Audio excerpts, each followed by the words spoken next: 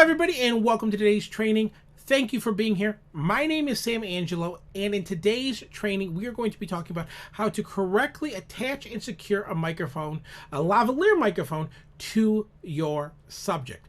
Now, you're probably saying, why do I need to know this, right? Well, properly attaching and securing a mic is going to help you save on maintenance costs, and it's going to help you save on replacement costs. Plus, it's going to really improve the quality of the audio that you are capturing. But before we get into that subject, let's talk a little bit about me, my favorite topic, right? So I have been in this industry for 25 years. I know I don't look that old, but I am.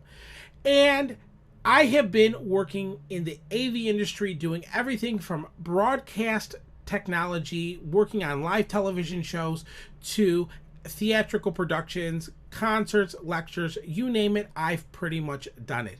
And during that time, I have learned a lot of tips and tricks when it comes to miking subjects, working with audio production. So let's talk a little bit about what we're going to cover in today's training. So the first thing we're going to talk about is where is that sweet spot to place the microphone? How far should the microphone be from your subject's mouth? That way you get that crisp, clean audio you're looking for. Then we're going to talk about the importance of a broadcast loop and why you should be using them on all of your productions. Then we're going to talk about how to secure that microphone to your subject. So we're going to look at strain relief loops, and we're going to look at how to secure that strain relief loop to your subject as well. Now, the most important thing in this lecture today and in this training is to make sure we are having fun, we are being high energy, and you are asking me questions. I am an open book. Any question you have, please ask it. Now, before we jump into the actual demonstration and we start practicing some of these techniques, I want to show you a little video and have a little conversation about an audio engineer that made not so good choices when it came to miking their subject. The future of television is not about a piece of furniture in the living room. It's about this conceptual notion of a type of programming that audiences follow, identify with, and ultimately support with their time and their talents, even in some cases just by paying for it. Alrighty, everybody.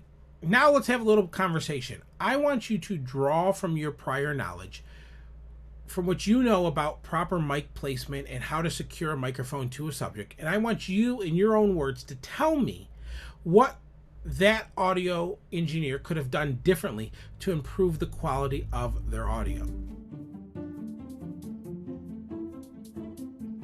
For this exercise, you're going to need a lavalier microphone, you're going to need gaff tape, and you're going to need your transmitter pack for your lavalier system. So let's talk a little bit about why this is important. So we can see that this microphone cable is very thin. And inside of this thin cable are more thinner cables, right?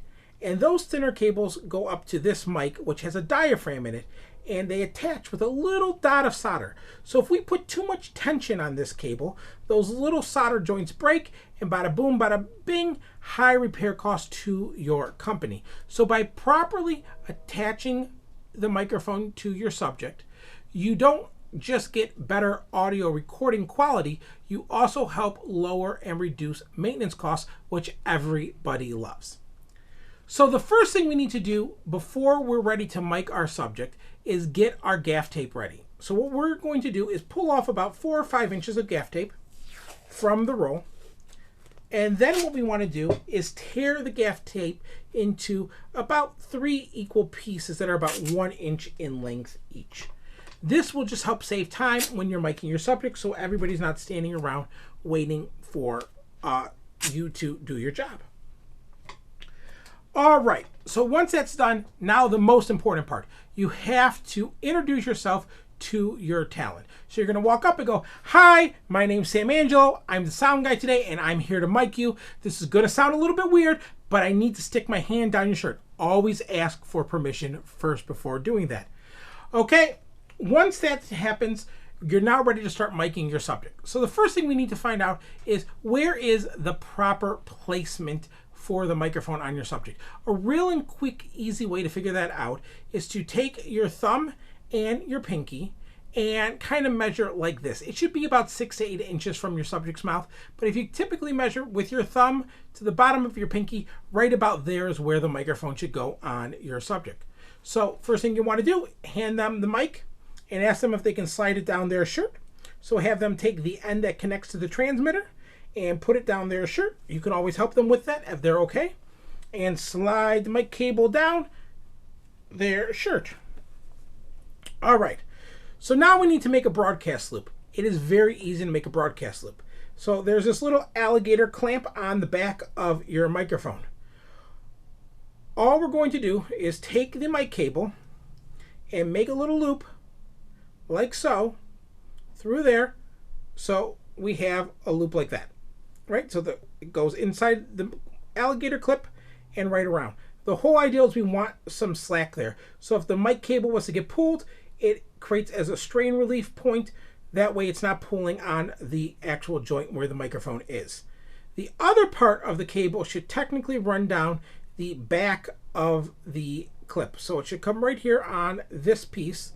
Some mic clips have nothing like this one. Some have like a little slot that the cable can fit in. If you want, you can always attach that with a little piece of gaff tape. It's not necessary. So once you have your broadcast loop made, we're going to take it and clip it onto the piece of fabric that overlaps on their shirt. So it's like that on this shirt.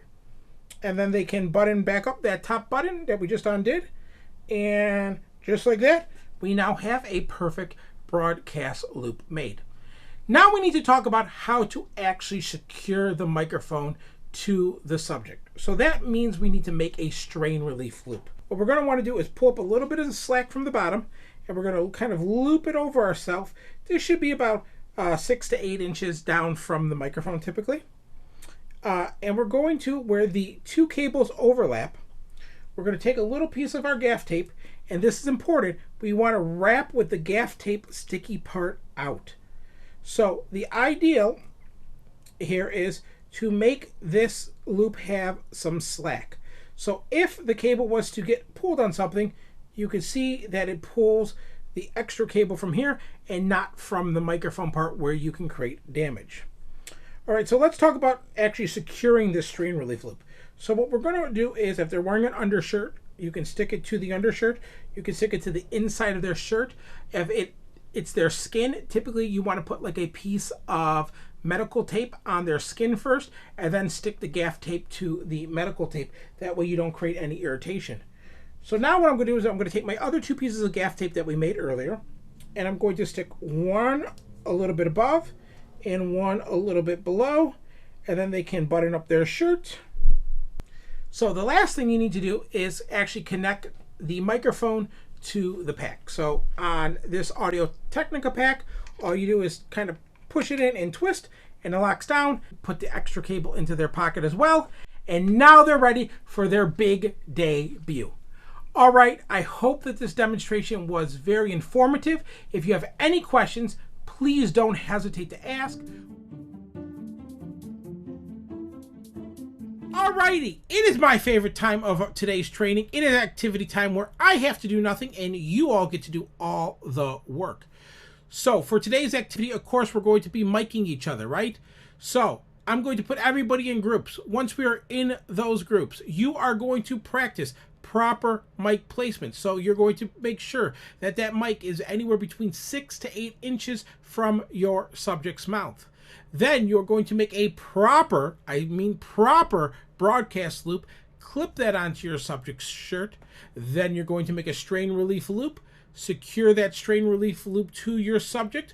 Once you have done all of that, I want you to go ahead, call me over to your group. We'll turn on your lavalier on the mixing board. We'll listen to the quality of the audio, and then you'll move on to the next person in the group. All right, any questions? If there's no questions, let's get started with today's activity.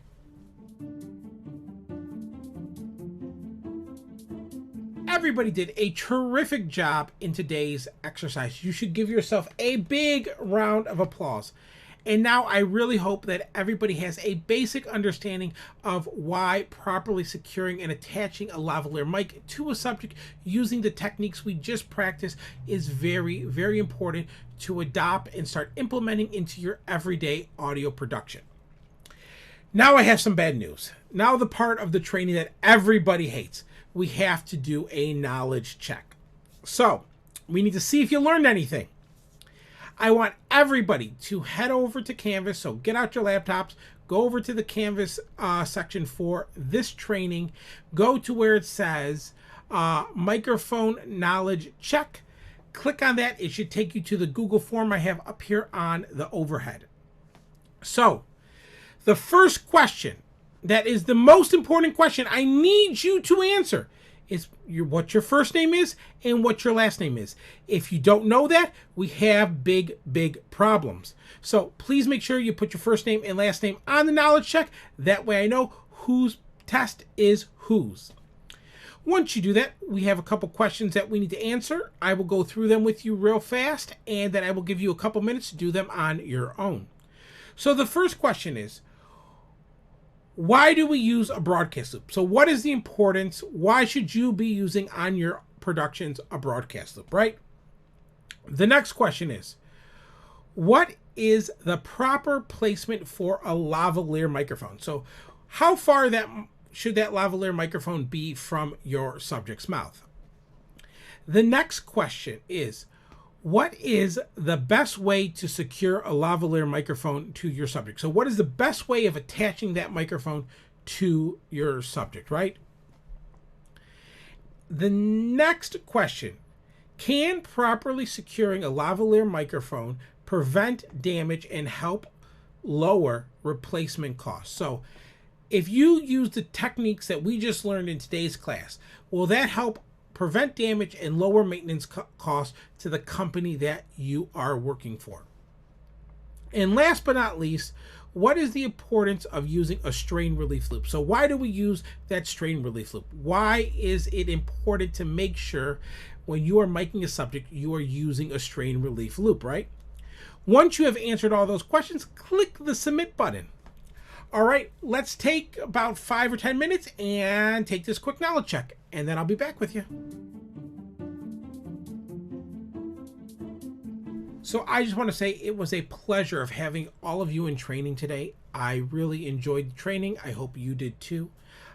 Before you leave today, I would ask one very large favor. If everybody could go into Canvas again, find where it says microphone training evaluation, and take that quick little 10-question evaluation. It really helps me as a trainer improve my instructional methods to you as students in my training. So if you could please do that before you leave, that would be greatly appreciative to me. Again, it was a pleasure of having all of you in today's training. I hope that you took something out of this training that you can now bring back to the companies that you work for. Again, if any of you ever have a question, you have all of my contact information, my phone number, my email. Feel free to text me. I am around typically 24/7, and I will do my best to help you. Again, thank you for coming today, and please go out and enjoy the rest of your day.